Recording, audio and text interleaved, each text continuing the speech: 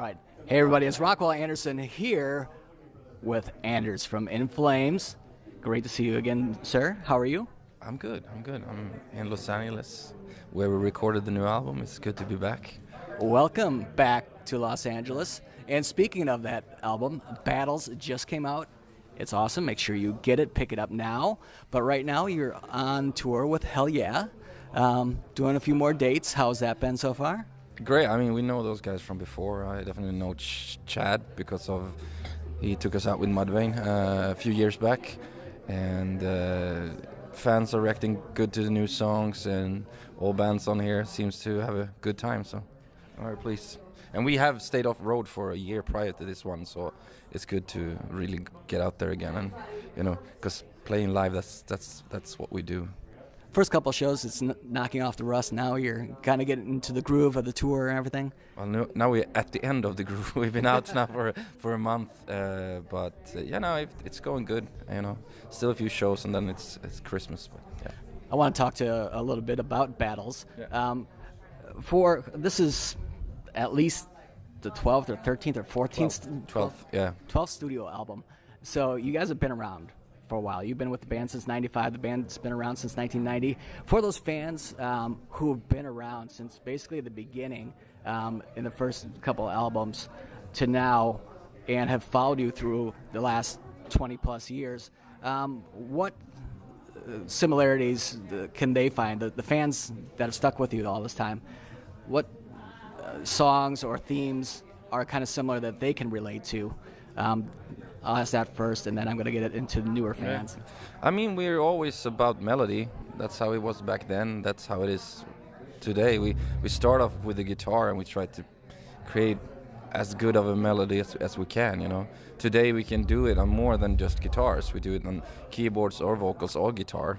So that have changed, and I think if you listen to Luna Strain in 94 and haven't heard In Flames since then and listen to Battles 2016, it's a big jump, of course, but it's still the same mentality, and I think if you go backwards from this album to the beginning, you can find a certain similarities, and that we have a sound that is ours, and it's like a big debate, what is good, what is bad, or whatever. I mean, to me it's just like it's all music in the end, and we're just trying to create good melodies and continue on a path somewhere. I don't know where that's going to end up. But. How many songs are you playing off the new album? I should ask that. We are playing 2. We're playing The End and The Truth, which is the first songs that came out for the new album, that we released for the album. So those are the ones that we're playing right now. We only have an hour set because we share, it's a co-headlining bill with Hell Yeah. So they get an hour, we get an hour. So we don't get to play that many songs, and we don't want to play tons of new songs. We want to have something that people can relate to. But I mean, eventually, I would love to be able to play all the songs from the new album, down the line. This touring cycle is going to be, I guess, pretty long, like a 2-3 year cycle. So, yeah. Well, the album is brand new, so you normally don't come out of the gate playing, 5 to 10 songs. No. You usually start out with just a couple. But for those younger fans, the newer fans, In Flames, that haven't been around since the beginning, that may only be 15, 16 years old. Yeah. Are you seeing any reaction that's kind of reaching a younger audience in your newer music, or do they gravitate to the older stuff as well?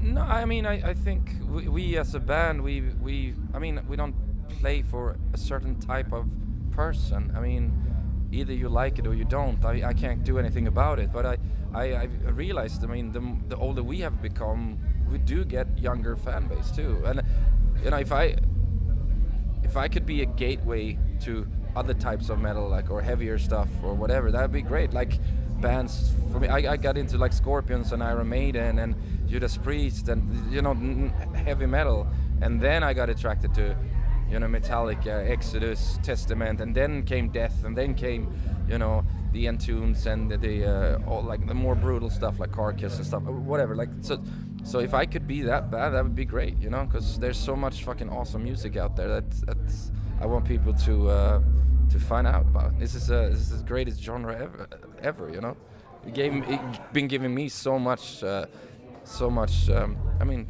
yeah, I work with this because I was a fan from the beginning. So if I could be that person, or my band can be that band, that'd be great. See, I ask these questions, but I one of the things that I know about you, having interviewed you before, I love this about you. You really, to me, it boils down to you guys producing music that you enjoy, that you're producing it for yourselves. It can't be any other way. I mean, and then it's you are not true to yourself. I don't get me wrong. I've said this many times. I love my fans. They are the ones that making me that I can be able to travel the world and play the music that I love. But I can't create for a person. I have to be happy with it, you know, first off. And you can't I mean, if you try to chase something, you will always be late. So it's better that I do what I like, and if people like it, that's fine, and if they don't, then you know, I can't change that. You mentioned Iron Maiden before, and that's one of the things. Iron Maiden is my all-time favorite band, and that's one of the things I always appreciated about Iron Maiden. They were pioneers, as is In Flames, and as Iron Maiden is, you're never chasing what's new or what's hip. You're just who you are. Third on the ball, you know. It's no point. Sometimes you're in, sometimes you're out, and that's just the way it is, you know.